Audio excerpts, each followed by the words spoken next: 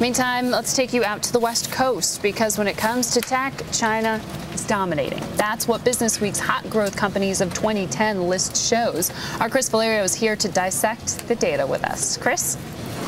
Hey, Margaret, that's right. You know, at the end of the year, we love these lists, right? So here's the data coming out to you today.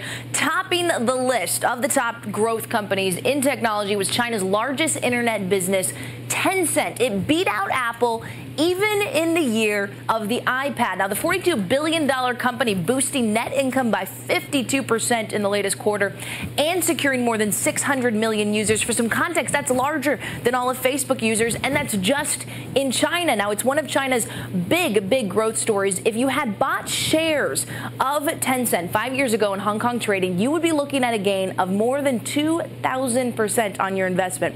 But by the way, it's not the only Chinese company topping the list here. In fact, at number 3, we have Baidu. Baidu, of course, gets a lot more attention than Tencent, but certainly one of the big growth stories as well. Now, that said, while Chinese companies are beating U.S. companies when it comes to a top growth standpoint, if you look overall, the U.S. still dominating from an overall standpoint, holding 44% of the companies on that Businessweek list. Meantime, Germany and Japan each tying with the second place at 10%. So just want to mention quickly what goes into deciding these companies, because it's not like we choose them, right? So it's actually a very scientific study. It looks at weighted measures of different indicators such as sales, profit growth, 1-year total return.